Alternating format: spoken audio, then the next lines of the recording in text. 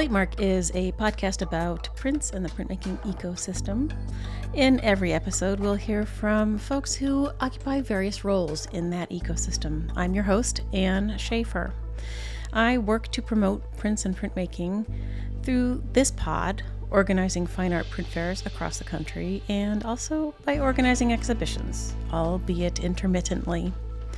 The goal of the pod is to demystify the world of prints and printmaking, which can be technically challenging, and to demonstrate the range of opportunities to work in this charming corner of the art world. This is a show that takes you behind the scenes to expose the generous, collaborative, and creative people working to better the world one print at a time. Today's guest is Dan Welden, who is best known as the developer-inventor of solarplate etching. Solarplate etching is a revolutionary, chemical-free printmaking process, and he's written several books about it. We also talk about his work with significant artists like Willem de Kooning and Elaine de Kooning, and also Eric Fischl and others.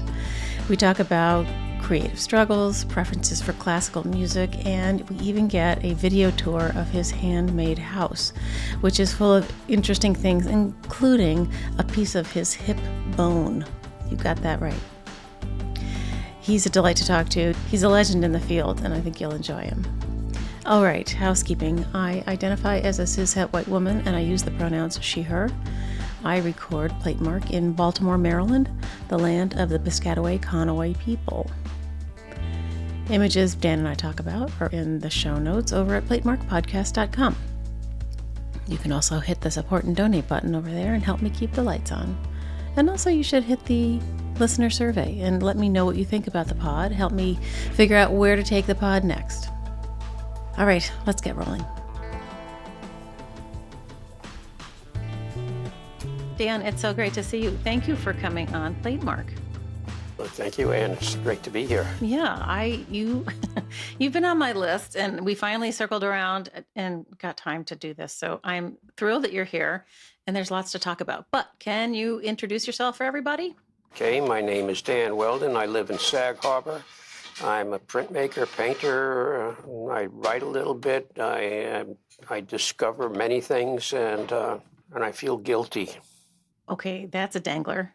Yeah, I know it is because, and I was just thinking about it before because I'm a very dedicated printmaker, and I've been painting lately, so I feel guilty about having a good time. It's a very interesting kind of a feeling because I'm enjoying the painting so much.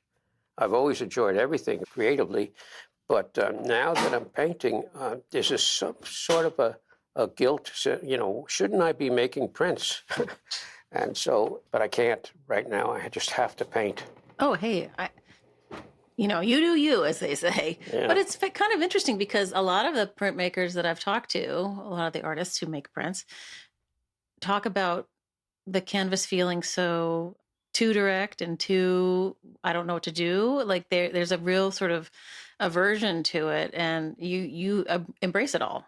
Interesting, yes. I started out as a painter. And then when I went to school in Munich, I met a man who guided me into printmaking. His name was Kurt Lohwasser. And he just rolled out the red carpet for me, and he said, let's do this.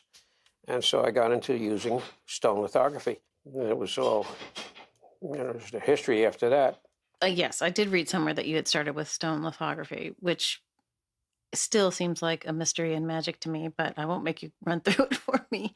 But in the end, you are best probably known in the printmaking circles as the discoverer, inventor, proponent of solarplate etching. How did that come about?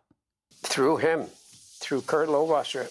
In 1970-71, he put a plate in my hand. He said, try this out. I said, what do I do with it? He was a kind of a teacher that wouldn't tell the answers. He would only put the questions out there. And he said, figure it out. And so that's what I had to do. He didn't tell me how to do it or deal with it. One thing led to another, and then I came back to the United States again and started exploring it.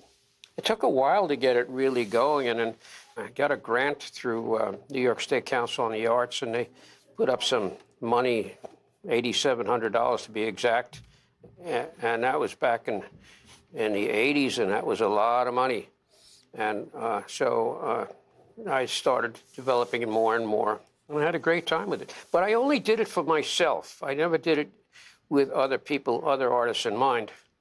And then when other people came along and they said, oh, I'd like to try this out, I said, fine. And I have to credit Eric Fischl with the major impetus and motivation, because once he said, yeah, let's do this, then we went through trial and failure, one after another. He was just so patient. And it was actually for an article for the Smithsonian's publication called American Art. And Richard Fields was doing the review of it. And this is back in, I think, 1992. From there on, it just took off, and it became much more popular. He gave it a lot of validity, because before that, I would show people, and they thought I was cheating. Oh. Because it was really so easy, so simple. I mean, compared to other printmaking processes, it didn't have any chemicals. It had sunlight and water. And, I wasn't poisoning myself, so therefore I was cheating. And this kind of, all printmaking just about had these bad elements, whether they were chemicals or knives or something that could be dangerous. It's such a macho. You're right. You're thing. right. Absolutely. And I'm glad you said that, too, because the toughest thing for me was to get men to change, because women were much easier and much more open to trying new things. And that's the nature of the beast. When we talk about simplicity and complexity, the male simple mind likes to do their thing and never mind these other things, where the female mind is just so open and gathering to, oh, let's try this, let's try that. If it doesn't work, okay, I'll make it work. And in fact, I'm doing a panel discussion in March on women printmakers, because it's something I really believe in terms of how women have taken over printmaking. Okay, who are you going to talk about? Well, it'll probably start off historically with some of the royalty back in the day. Madame Pompadour was a printmaker, and Queen Victoria and Prince Albert. Queen Victoria did twice as many prints as Prince Albert did. And I'm going to surprise people with one person. It goes back to the year 32 AD. What? Yep. There was a woman who was in Jerusalem, and she was in the processional on the way when Jesus Christ was going to the cross. And at the sixth station, when he fell down, she took her veil and put it on his face and made a monoprint. Yes. Of course, it was done for a different reason as opposed to creating beauty. It was done, and there was an impression made. I know it's a miracle and all that, but how do you suppose that actually, what would give whoever put that in the Bible the idea that that was you know what I mean? Well, they didn't call it a monoprint. Right. They just call it, Veronica's veil. Right. But in any case, that was, it was very symbolic and very sought after, and many paintings were done after the subject and all. So I think it's really kind of a cool technique, Well, I would sure like to know how they did it. She did it. Well, you just take anything, whether it's a face or a footprint or a hand. People use body parts to make prints all the time. Right. I suppose it could have been a combination of sweat and... Well, blood. And blood. Because the crown of thorns obviously was created, and sweat, of course. Right. Oof. Oof. Yeah. But when you get up to Madame Pompadour, are you going to hit on Marguerite Gérard, one of my favorites? I don't know that much about her. I know a little bit, but my favorite is Kate Kolwitz. Oh, yes. So she is one of my all-time favorite printmakers. Well, she's a triple threat, isn't she? Yeah. Yeah. Yeah, yeah. Yeah, True, who does the History of Prints series with me, and I did an episode that focused on one print, and it kind of pulled, we kind of went through the whole, composition, like putting ourselves in the guise of an art student and thinking about the composition and the light and the this and the that and talk through the whole thing. And I picked, actually, it was me. I picked Battlefield, which still gives me shivers to this day because it's so incredibly intense. But when we were sitting there looking at it, things sort of started appearing that I had never seen before, and we were looking at it on a screen, but I was like, oh my God, I've never noticed that part. And, it was like a long looking exercise that really was fruitful. It's amazing as you look and you see it on a different day in a different light, how things change and come in and enter our minds, because our minds change, yeah. Yeah, for sure. So my question about solar plate. Okay. Is it's the closest to etching, right? It's the closest to, as far as printing, yes. In concept, no. Because in concept, it's so much more direct than regular etching. Because in regular etching, you're putting grounds on the plate, where this is already prepared. And you work, well, let's put it this way. There's so many different approaches to the solar plate, and I've done them all. But I discovered it in a way that it would be very direct, very much like the lithographic stone, where I would have the stone prepared and just draw on it. That autographic quality I just transferred into the idea of making etchings that way. And so I paint or draw right on the plate, stick it out in the sun, expose it. The plate hardens with the sun, and any part that had a drawing on it washes away. That's bitten, and that becomes deep. But the technique that I like very much also is where I take a piece of glass and I grain it just like a lithostone, and I draw on that glass with a pencil, with anything, just like a stone.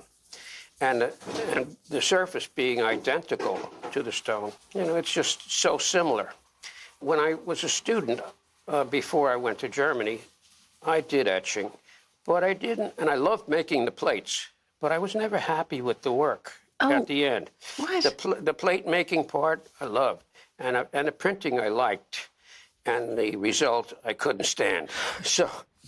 And that's why I went to painting, because I could see what I was getting, and I was not the adventuresome type at the time. But I had to know what I was getting. Oh, and so that it was the mysteries of printmaking did not enter my mentality at that time. So it took you a while to really become a printmaker? And how, yeah. Oh, wow. I mean, I was doing big paintings, 6-7 feet paintings, and that's how I was accepted into the academy in Munich. And they said to me at the time, I was a little older, and they said, well, what do you want to come here for? Because they saw that I was somewhat established. And I said, no, I don't really know what I'm doing. I was painting abstract, I was painting landscapes, I was doing figurative work, I was, all over the map. And there was no identity to Dan Welden. There was no label there. And I was seeking that. What am I going to do? So that's where the printmaking and stone lithography started giving me a little bit more of a focus and a direction. And then through stone lithography and Kurt Lohwasser, when he put that plate in my hand, he said, here, try this out. And then the rest became history. I made it work, and the grants came along. I wrote the book on it. That is another question. Did you suddenly say, I'm going to write the textbook that I wish I had when I was teaching? Or did somebody say, hey, could you write this down? Well, it took me years and years because I procrastinated and I couldn't get it done. And then all of a sudden, I heard of two women in Australia, Pauline Muir and Diane Longley, after being in Australia, somehow or other, they got wind of the technique and learned a little bit about it, and they said, well, let's write a book about it. And I said, oh, bummer, they beat me to it. And so what happened was very interesting, because I still didn't do anything about it. And one day I got a letter from Diane Longley saying something about, do you own this? And what can you say about that? And And I got another letter from Pauline and said, and I'd like to give you all the material we've written. Would you like to have it? And I said, well, I don't really need it, but let's do this together. She was a scientist, an organized person. I'm totally the opposite. And I said, and we became solid friends, and we wrote the book together. So I had the information, she had the discipline, and that's how it all came about. And we're still good friends to this day. And that was back in the 90s. What happened to aren't you co-author with just the one person? What happened to the other one? Yes, that is Pauline Muir. Right. What happened to Diane? I met her briefly once, but I don't know. Oh. She did her own little book. It was a nice little book, and that was it. My question, I'm back on how the solar plate thing works. Like, can you use the plate that's prepared like a grounded plate for etching? Yeah, it's a steel-backed polymer surface. The polymer surface is light sensitized. So basically you have this piece of metal with a plastic coating on it. And that plastic coating is light sensitive to UV light. So if you take that and you stick it out in the sun, it exposes the whole thing, and it's no good for anything. But if you block out parts of it, and you could use it, you can say, put objects down and put doilies, cheese and cheesecloth and leaves and all that in front of it, and put a piece of glass to sandwich it nicely together. And then you expose it, and you bring it in, and then start washing it with water, with a brush, and wherever the objects were, they will be bitten away. Now, I don't do those things because I draw and paint, and most people like the idea of taking something like a piece of acetate or a photograph, in fact, and they can scan their photography or they can scan their images and create on the computer, and they create a transparency. They put that transparency in place of drawing directly. And then they process it with the sun, wash it with water, and their photographic image will come out right on there. I don't really promote that kind of work because it turns to be more towards the reproductive end of things as opposed to being original. If I do promote the idea of photography, but take the photograph and change it and alter it, scratch into it, add to it, take away from it, and then it has much more integrity in my eyes than taking a photograph and reproducing it. Yeah, I'm with you on that one. But it's also sort of closer to screen printing than, except for how you get the... Yes, it's very close to screen printing, except it's much higher quality. Oh! Yeah, so, higher quality in the sense of what you can get. I'm not saying that screen printing is faster and much more efficient. You can do color, you can do much more impressions through screen printing than you could with printing and etching. But you cannot get the tones and the values that you can get with this. So with this solar plate process, as in lithography, you can get beautiful gray tones and all the delicacies. I can tickle a plate with just a tiny little, with a pencil or a black etching ink, and it'll all come up at full range. So that's what's really nice about it, as you can in lithography. When you say when you wash it with water with the brush and it gets bitten, you're basically removing the photosensitive gel or whatever it is? Correct. Okay. Which means that it's removing the material. It's not biting into the steel substrate, is it? No, it's just a polymer. Okay. So the polymer is coated onto what they call an anti-halation layer of the steel. So that makes the polymer, it's a little complex, but it's just basically takes the polymer and removes it. It's interesting because it's so scientific, and because it's dealing with chemistry. But so when you're printing it, It's totally intaglio. Yeah. It's a deep bite. Okay. Or a shallow bite. You can get a range of different levels. Based on how much you've put onto the plate. Based upon how black the image is. Okay. So the blacker the image, the deeper it'll bite. Yeah. I've never tried this myself. So. Well, we have to do something sometime about that.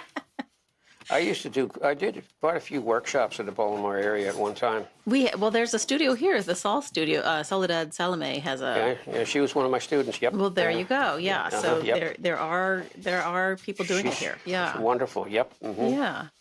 And Brian Garner also was working with. Brian is a terrific guy. Yep.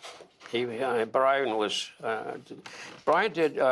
printed Eric Fischl with me back in the day, back in the 90s. Oh, don't age him. He won't like that. Oh, that's too bad. He's still a kid. That's right. Brian was so dedicated, and he really dedicated. He was a student at MICA at the time. And he just jumped in when I was doing a demo, and I said, I like this kid. I said, why don't you come to Sag Harbor and you can help me? So he did. And then we came a few trips, and one of the times we were printing, and he couldn't stay. I said, okay, get on the train, take the press with you, and print it at home. So he carried the press on the train with him. Oh. And then he got involved with Tamarind and started doing more lithography. Right. When I first moved to town, well, is that right? Yeah. Mid-2000s, I think. He had set up a studio, not at MICA, but, his own studio. And he was working with some artists there. And we went over to visit the other curator I worked with, Rena Hoisington. We went over to visit, and he had been working with this artist named Juan Logan, who was from North Carolina somewhere, Raleigh, I think. And he wanted to make some work with some slave shackles and neck collars that he had collected over the years. He was a black artist. And so he and Brian devised this thing where they kind of created echoes of the forms by spray painting over the form onto the acetate and then and transforming those into... I didn't know about that. That's nice. Wow. Yeah, they're quite beautiful. And we ended up buying a set of them for the museum. But he kept telling us about how difficult it was. You had to have, the pressure had to be so tight in order to get any of the sort of, they look like mezzotints, really, the velvety blacks and stuff. Sure. Yeah. Were these done on the big press? I assume so, yeah.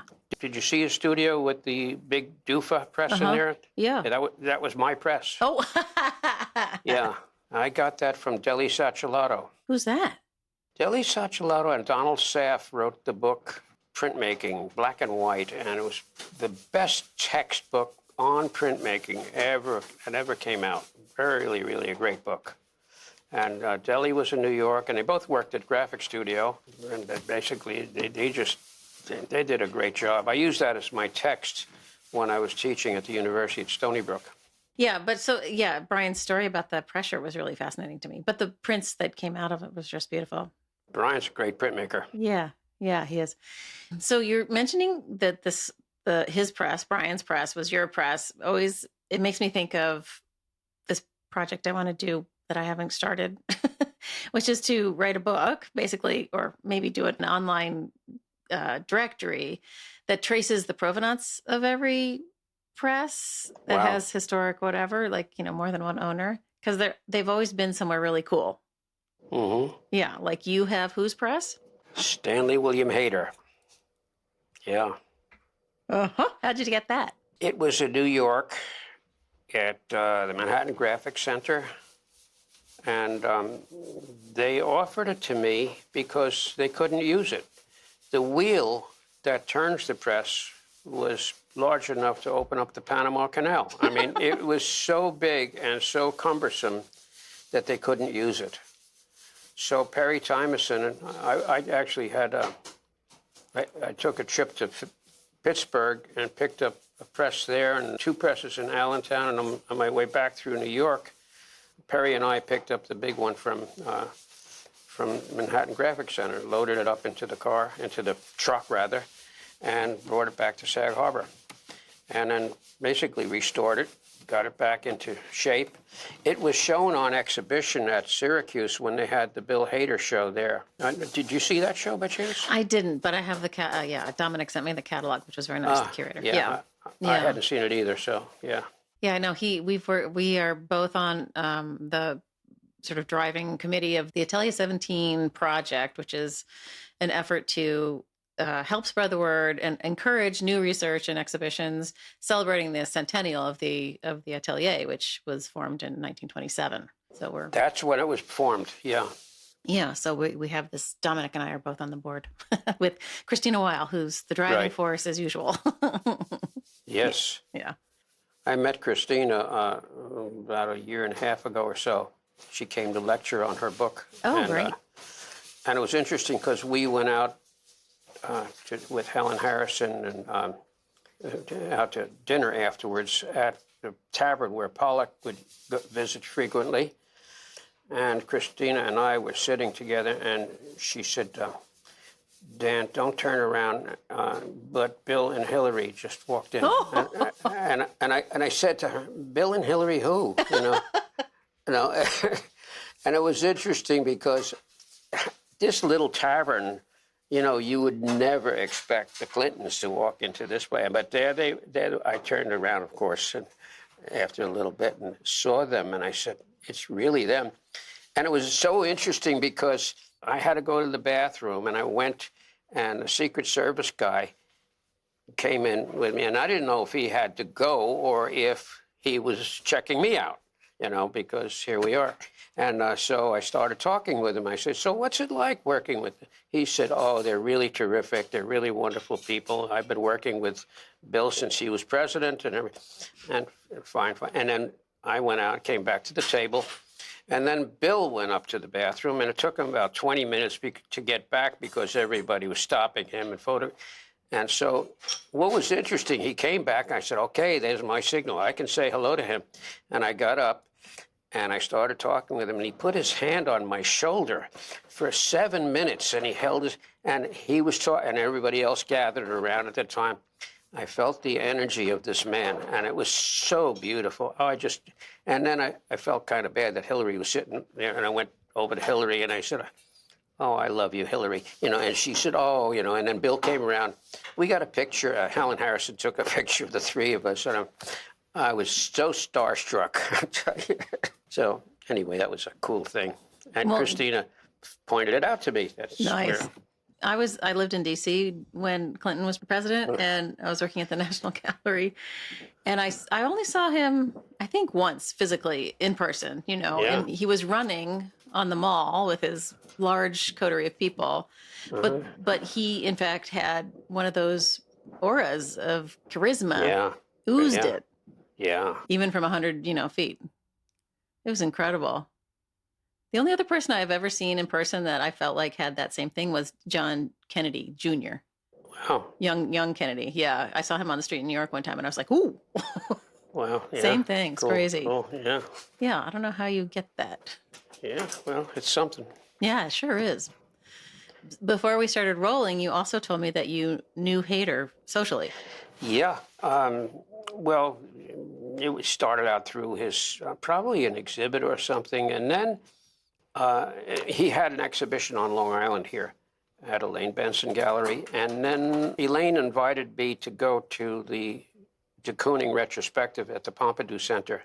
And I was going to be in Europe anyway. I said, okay, I'll catch the show. And then I heard that Bill was going to come. And I said, well, I think I'll stop by and say hello to him, and which I did. We started talking, and then he needed a ride. He didn't really need it. I just offered him, I had a rental car, and I don't think he was driving. And so I said, would you like me to pick you up? And he said, sure. So I picked him up, and we went to the Pompidou Center, and we had this really nice time together. He was such a wonderful man. And the highlight, of course, was when he said, would you consider swapping prints? And, so to receive one of his works was such monumental thing for me to be honored in such a way like that, because I'm small fry compared to that giant. But his whole spirit was about community, and he was a sharing man. Yeah. Mm-hmm. When I was doing research for a show that never happened, but the thing that started my interest in Hayter, had two chances to go and visit with Mrs. Hayter, Desiree, long after I never met Hayter. He died in 1988. I wasn't interested at that point. This was in 2015 or something. But she talked about the trading, and she would pull out a few things, and I could tell that the flat files were full, not of Hayter's print only, but like all yours and whoever else he had print. Like he had a huge collection, like all artists of your ilk do, right? So you have a huge collection too. Yes. And then what happens? Well, that was pretty much it. We had a good luncheon, and that was the last time I think we ever communicated, because he was still playing tennis at the time, and so that was really, I was amazed at a man of his age. I don't remember what year that was, but back in the 90s. Elaine was okay at the time; she was still healthy. Hayter died in '88. Elaine died after that. Yeah. But Hayter played tennis, I think, until, the day before he died. Is that right? I think so, yeah. Yeah, well. I think Jim Stroud was playing tennis with him, and he died the next day. Who was playing? Jim Stroud from Center Street Studio. Oh, right. Wow. Oh, that's right. Wow. I'll have to re-ask him that story, but yeah, I think that's right. I know, it's crazy. Yeah. But this brings up this idea of trading, which we, of course, encourage, all students to do.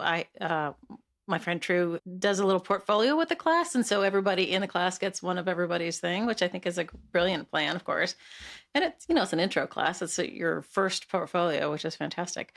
But then, when you get to be a seasoned artist, you have quite a collection. So do you know what number of prints you've got in your collection that aren't yours? No, I have no idea, because there was a while there that I was, when I was teaching at the university, that I would ask a student from each one I would require the students to do an edition of 10 pieces that look, and I would ask them for one impression. And so, I don't remember even if I have so many, but I think most of the collection that I have was because I printed so many other people's works too, whether they were from stone or from plates. And, some of them became quite valuable because of the names of the artists involved. It was just one of those things. I really never considered it to be valuable in terms of, I didn't do it for the money. I just did it. I would never have imagined you to think we were all going to get rich doing this. No, not. Right. But you've worked with both the Koonings, right? Right. And you had a special place in your heart for Elaine, as I understand it. Yes, that's true. Elaine was a friend. She just was a very down-to-earth person that, I didn't have running water or plumbing in my studio at the time when we worked together. So she said, where do you go to the bathroom here? So I said, well, I just down behind the bush there. And she says, okay, I just want to know, can I use it? And so she didn't hold back. She just went there, and that was it. And she never said a word. I found that to be really terrific. That, she could just do whatever. How many editions with her did you make? I did. It started out with these little things that were part of the Lascaux series that we did quite a few, small pieces. And then we did the largest stone lithograph that I ever did with anyone, and it was probably a 40-something inch image. It was huge. And she came to Stony Brook University where I was teaching, and she I said, Elaine, you want to come over here because it's a little warmer here than it is in my studio. And she said, sure. And so she came, and she was able to do one image after another. And, I'd have to count how many I did, probably at least a half a dozen images. We also, I think the first project might have been for the Southampton Hospital when we did a fundraiser. And that was for her Bacchus series from the Luxembourg Gardens, a sculpture that she liked. And then after that, she did something else before the Lascaux series, and that was a piece called Scrimmage, which was a 30-inch stone lithograph of basketball players. Oh, my. Elaine did so much. She was a brilliant artist. She did portraiture. She did abstract work. She was all over the map with her work, and but she was good in just about everything she did. Do you feel like she was overshadowed by Willem? Well, that was, yeah, without question. He was, her teacher, I think, and everything before. He was older, and he was supposed to pass before she was, but that didn't happen. Yes, one can never plan for that, right? No. She saved him. She really saved him because he was a pretty bad drunk, and he was Dutch, and Dutch people from the Netherlands like bicycles, and he went everywhere on his bicycle, and I guess he was really in bad shape one day, and somebody called an ambulance, and he threw up on the guy's shirt, and the guy said, "I'll never wash this shirt." So, we have all these little rumors about, because, in the neighborhood, this is what he was about. But Elaine stopped him from drinking, so she set him straight. One time I went over there with my son. My son was a little kid at the time, and I cooked him a venison spaghetti dinner, and we watched Star Wars after that. So that's about how long ago that was. And my son, Carl, he was up at school in New Paltz, and he told his art teacher, he said, "My dad and I went to visit an artist." And so she said, "Oh, that's nice, And he said, "Oh, he was a nice studio too." She says, "Oh, that's not, And what was his name?" And he said, "Oh, it was Bill. His name was Bill DeCoo or something like that."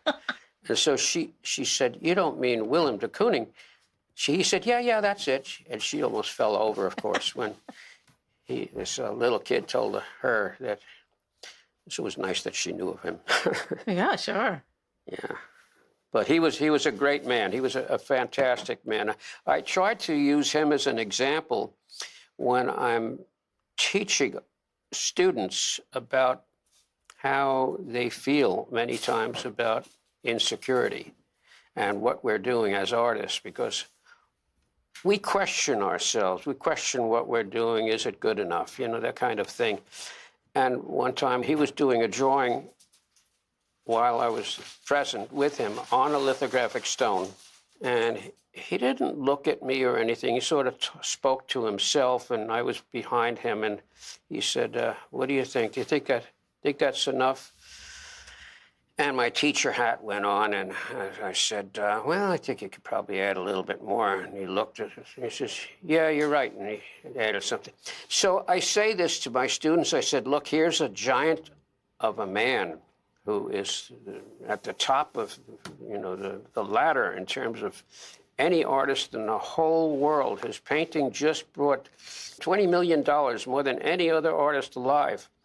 And this man asked me a question of how to," and I said, "If he could ask you, you could ask a child. I mean, that's what we are. We can ask anybody when we don't know for sure."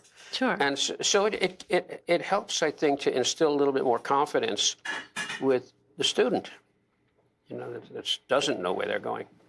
That's really interesting, because when people always want to put their best face forward when they're talking to me for the show, for the podcast. And people don't, I haven't really talked to anybody about the inner doubt, the inner turmoil, the inner, child that's saying, "Oh, you're not good enough," or whatever. And I feel like you're the most exposed somehow. Like, you have to be such a raw feeling person to tap into your creativity in the first place. And then you got to get it to come out of your hands, right? Well, it's true, but I think it's true with all of the arts, whether it's a poet or a dancer. If you make a mistake, it's seen right away, and people are going to say, "Oh, you hit the wrong note." So there's that sense of vulnerability that is always present.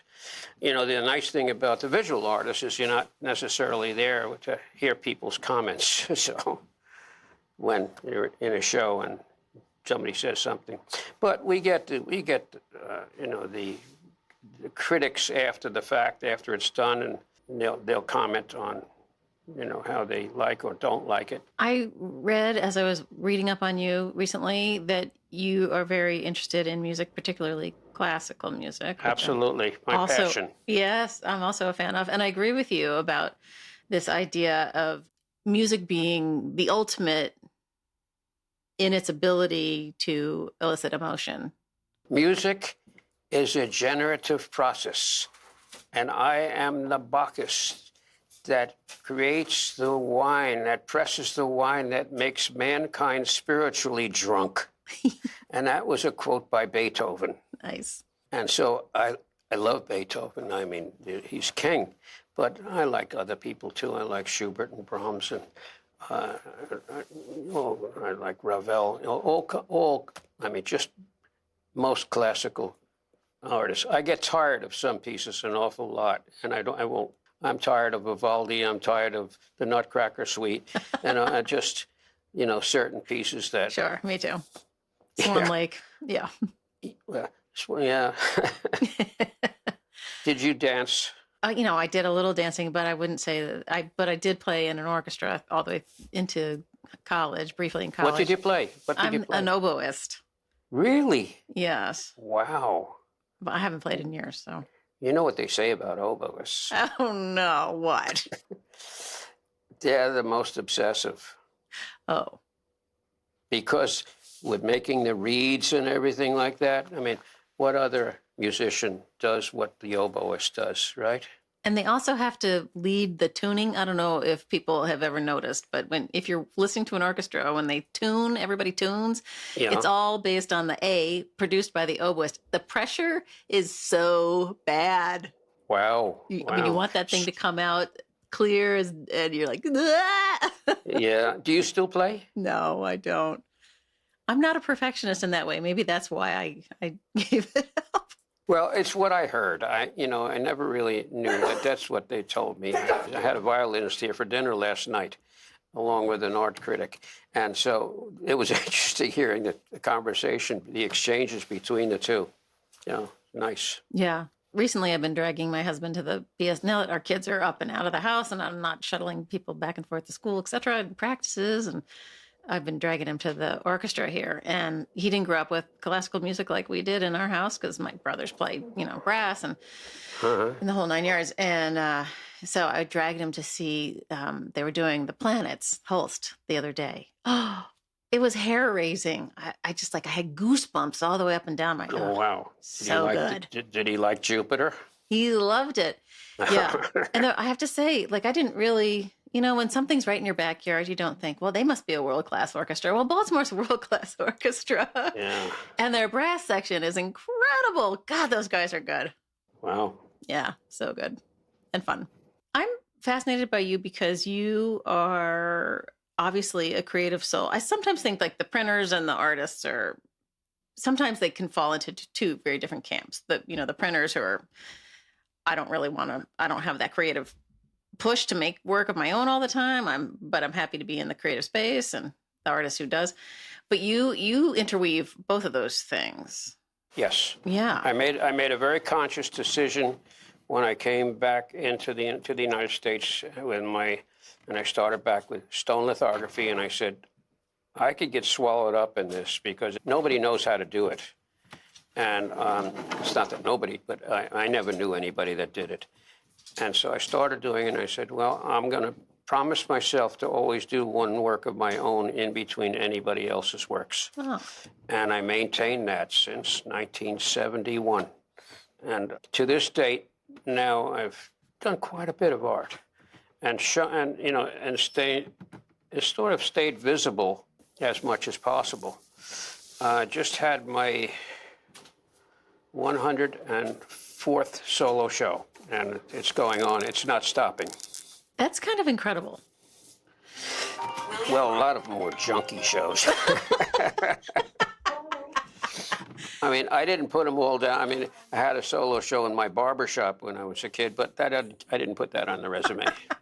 But I think that young artists or even, mid-career artists probably are listening and thinking, how in the world do you do that? How do you gain the attention of a gallery or 10 that want and have the wherewithal to put on exhibitions? That's a great question. And I have to cite an example. We have a famous gallery here in the area called Elaine Benson Gallery.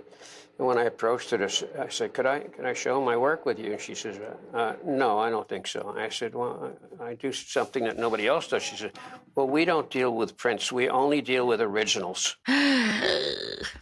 I crept in a hole, and I said, wow, this is just, I didn't like her after that. But then we met online, not online, on a buffet line at somebody's house. We were eating a dinner, and she said, you know, Dan, I've been thinking about what you do and everything. Would you like to do a project sometime? I said, well, what do you have in mind? She said, well, we could get a group of artists together, and maybe we could do a fundraiser for the hospital. I said, well, okay, who do you have? And she says, well, I could get Jimmy Ernst and Jim Brooks, and she mentioned a few other people, Jane Freilicher, and I said, well, I could probably get Elaine and Bill de Kooning. She said, oh, okay, and of course that's what she wanted to hear, because he was the top of the ladder. And so that evolved into something, and all of a sudden things changed, and she said, we'll give you a solo show along with that. And so that she had a change of heart. But it took a while to get to a little bit of a reputation rolling. It was a great project, except for Jane Freilicher, because I was printing her stone, and the stone broke. And so she said, oh, that's it. It's a bad omen. I can't do this anymore. So Dan Flavin stepped in and took over her place.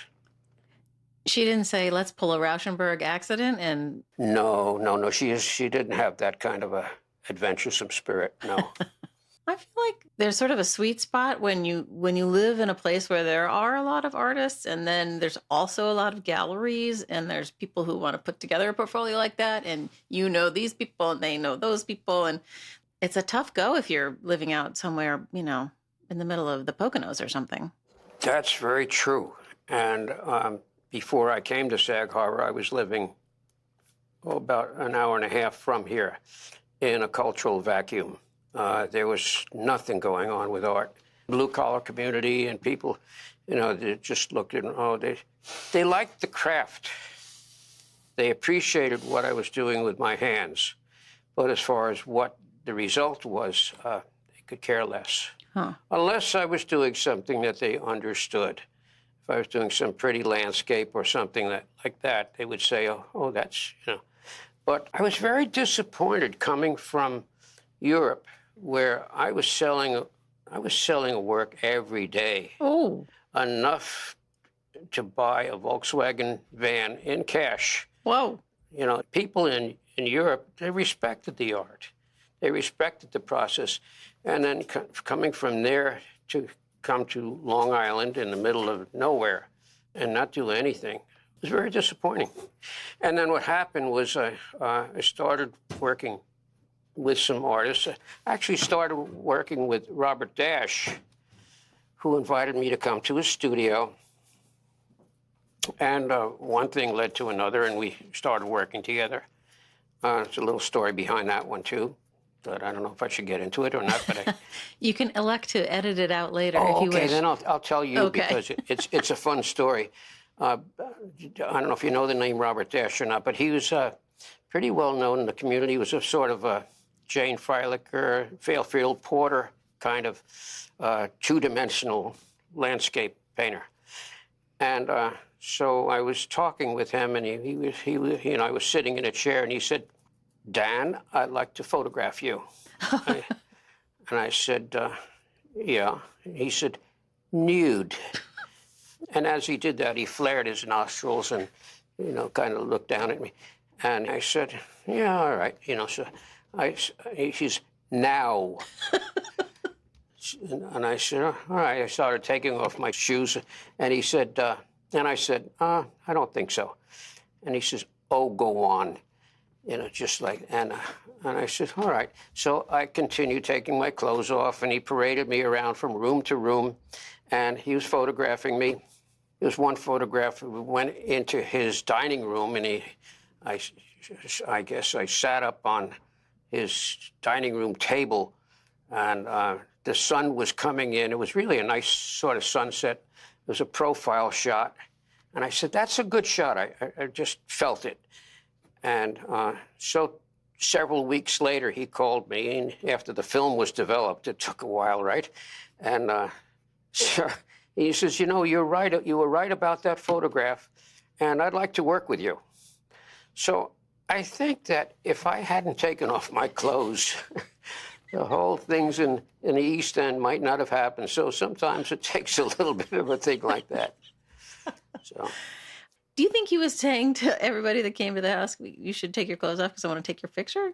Well, you know, he was actually a gentleman. He said, you know, I know you're straight, I'm gay, but I just want to let you know this is what I want to do. I mean, I was a gymnast. I had a great body and everything like that. So you know, what could I say? He was just doing what I would have done. You know, if I liked someone, I would think about it. I wouldn't always say it to someone, but you know, it was just a natural thing for him.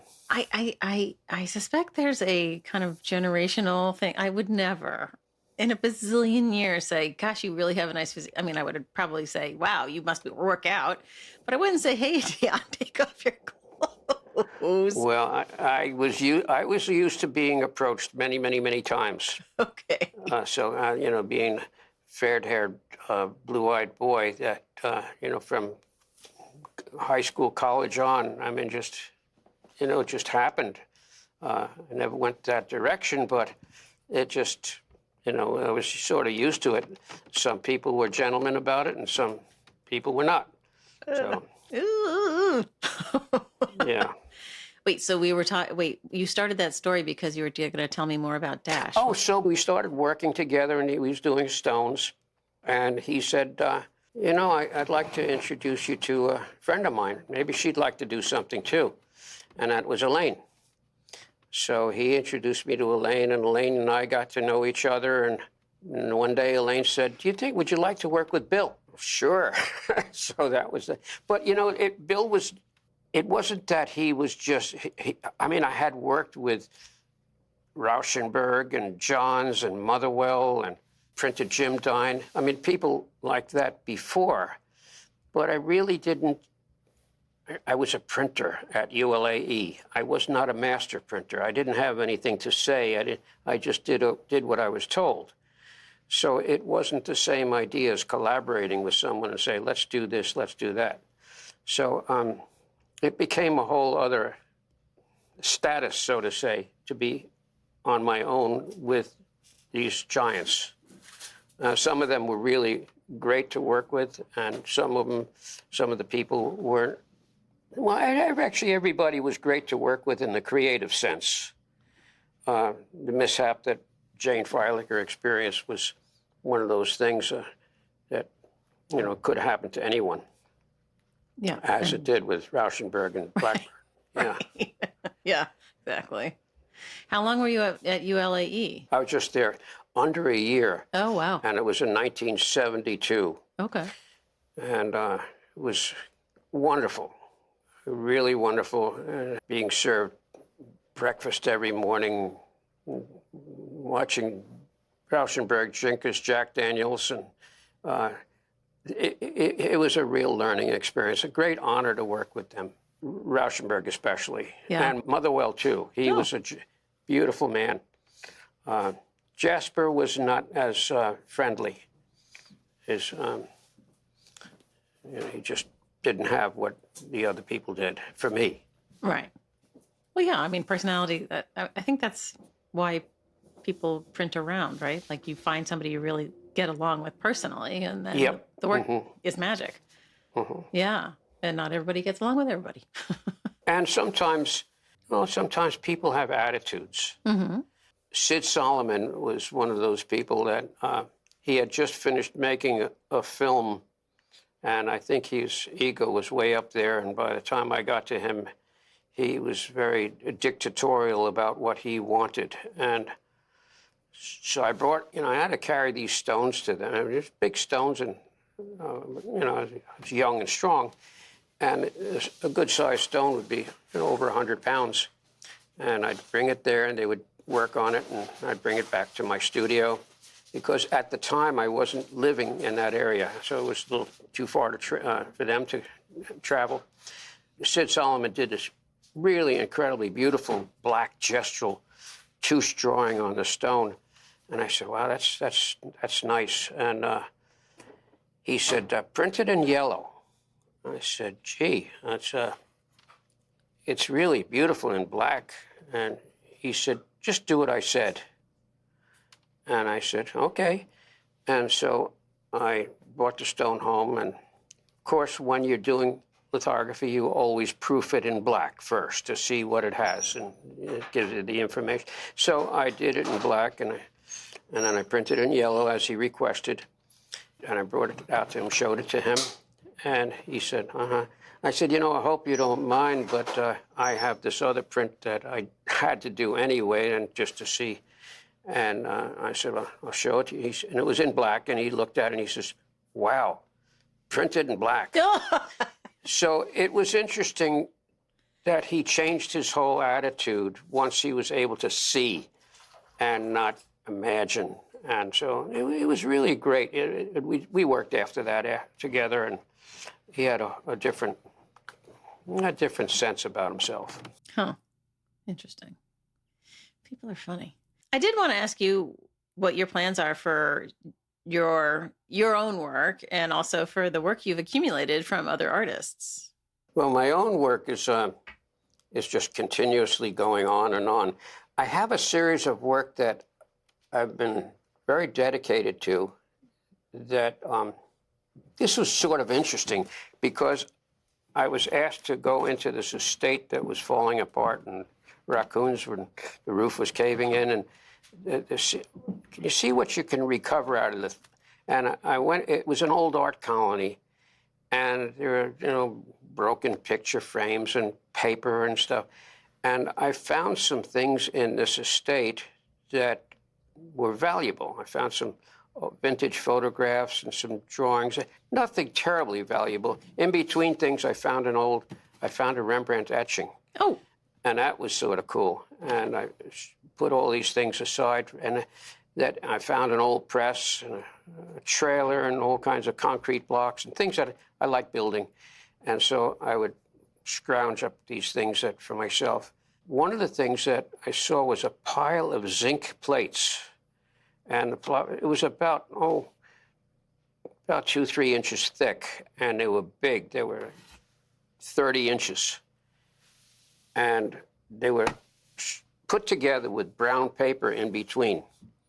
And I had to pry them apart with a screwdriver. And they probably sat for 50 years, and they were very oxidized and deteriorated. They were no longer good for what their intention was. But I brought them home, and I said, "Oh, maybe I can clean them up, sand them down, and use them." Well, I took them home, and my assistant, Andrea Bates, who actually works for ULA now, and she cleaned them up with me, and we printed them in black, all of the oxidation. And I made my own dry point tool with an auger and a broomstick, and used some root killer, copper sulfate, and brushed it on the zinc where I wanted it. And I created a series of 22 etchings.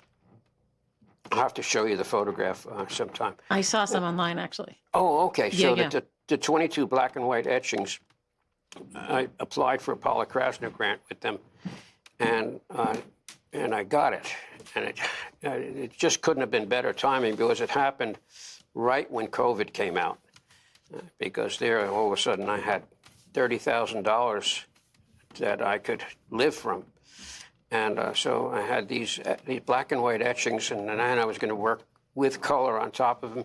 And that's what I've been doing, little by little. Probably going to be about over 100 of them when they're finished. And I just brought 20 of them to put in an exhibition in Stony Brook area. It's opening tomorrow. Oh, wow. As we're recording this. Amazing. We're in late January, people. But you show them... Yeah, you're holding your hands the right way. Yeah. Oh, yeah.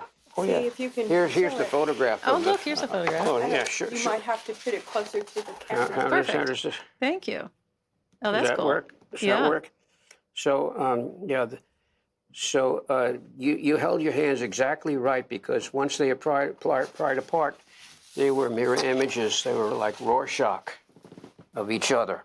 After I finished them, I said, well, I've got to come up with something a little bit in terms of what am I going to call these things other than etchings. And so I decided to think about the term opposites. And what were opposites? Well, in the Greek slave, Aesop, had the hare and the tortoise, the grasshopper, and as opposites of each other. And so they took on the titles of these characters and whatnot, and they expanded into other more humorous titles too. And so I've been having such a good time with them, because they were all printed in one color, and then I'm painting on top of them. Ah, okay. So they're hybrid works. So they're no longer pure prints. They're no longer pure. They're not pure paintings. That is okay. They are what they are.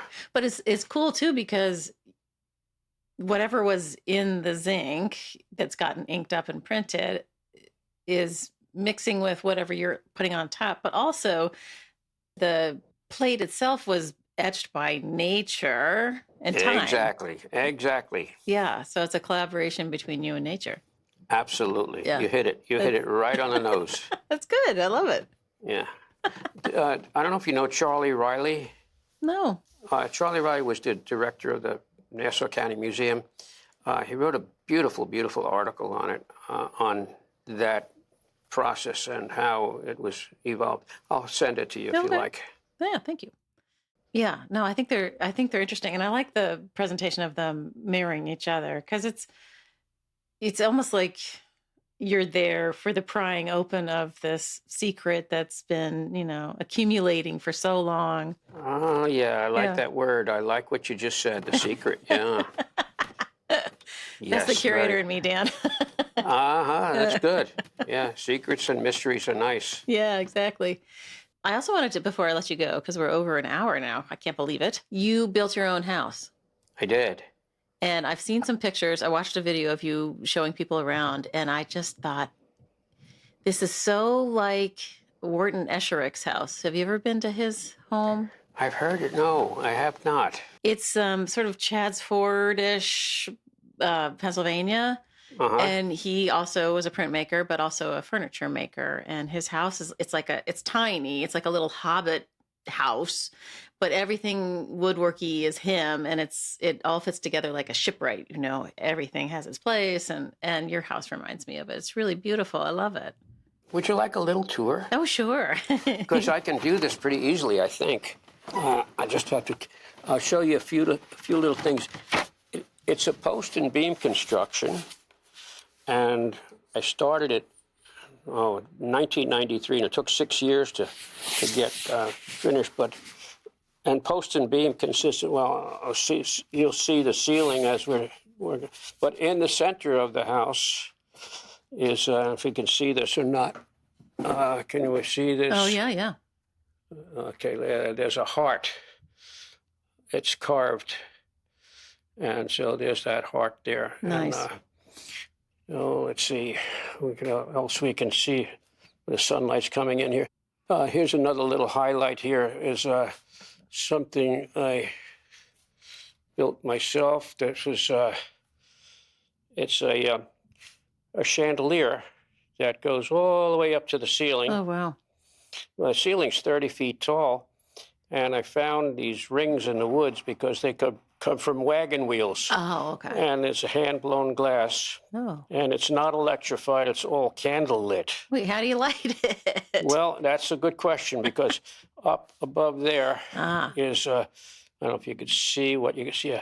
In order to light the candles, I have to put in box toccata in fugue and make like Igor and go up the stairs and then lower it with a chain hoist. And I have to have 15 people here to light the candles, and it gives us a beautiful, gorgeous light. Oh, I bet. And there's so many different things. As I go to the kitchen, I'll show you one little thing. Up here is a beam up there that, when we were cutting it, there were sparks that came out of it, and there was a bullet from the year 1775 based upon the rings. What? So it was a revolutionary time beam. And then, and my kitchen floor is probably the most unique floor in the world because it has tile. 200 artist tiles that they all came here and they painted, except for two people. One of them, I don't know if you could see this or not. That's Chuck Close on the floor there. And there's Nice. Helen Harrison and Alan Shields and Esteban Vicente. Are you seeing these all right? I don't know if you can see them. Are Yeah, they I showing? mean, it's a little fuzzy at the moment, but that's okay. All right, well, Who organized the 200 artists to paint tiles? I did. I just You invited people to do it. Yeah, they all came over here, and they painted, and then they were fired. Oh, you know what? I'm going to show you something that you'll never see before. You'll also never see in anyone in the whole world. I'm going to take you into the bathroom. Now, over here, behind my door, is a closet. Yes. Oh, yes. Uh-huh. So this is a knob that opens and closes the door, right? So you know what that is? Yeah, It's I can a see bone. it. Yeah. It's I a know what it bone. is because I saw you describe it. Yes. Yeah, it's a bone. It's a hip bone or something. That's exactly right. Exactly right. And that came, I got that in New Zealand in 1993 when I had my hip replaced. That's your bone? Yes. When I had my hip replaced, I asked the surgeon if I could have my bone back because I was building a house, and he said, yeah, okay. So, he gave me the bone back. When I was doing my homework on you, I did see you talk about the hip bone. So that's how I knew it was a hip bone. I never would have guessed otherwise. Well, you did your homework. Well, as any respectable curator type should. I love being in the woods. I love nature. I have a cabin up in the Catskills, and I don't have running water or electricity. I have an outhouse, and there's a brook that runs right alongside of it, and I go up there to paint and escape from everything and everyone. Sounds idyllic, but challenging. I kind of like electricity myself. Well, I have a generator and I have solar, but it's not hooked up to the grid. Okay. So I have that especially since I like music, and I have to sort of have some nice classical music. I have the old cassettes that I play on the thing up there. Nice. When I was a kid, we had an 8-track player. Yep. We had about 10 tapes, one of which was probably John Denver's greatest hits.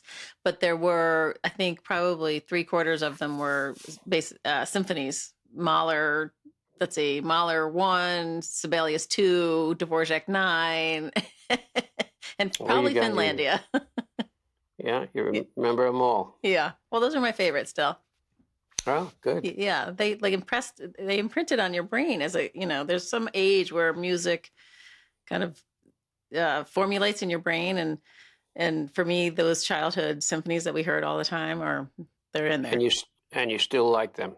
I do still listen to them, actually, frequently. Anyway, well, I think we should wrap it up. I wanted to thank you so much for coming on the show. I really, really, really, really, really appreciate it. You were so much fun. Oh, good. And so stimulating. Thank you so much. I really, really enjoyed it. You're welcome. You're very welcome. Hey, everybody. Thanks for listening to this episode with the legendary Dan Welden. I enjoyed our conversation so much. Thanks, Dan, for being a great guest. I really appreciate it. And also, as usual, to my other support network people, to Dan Fury of Extension Audio for being my sound guy. Thank you so much.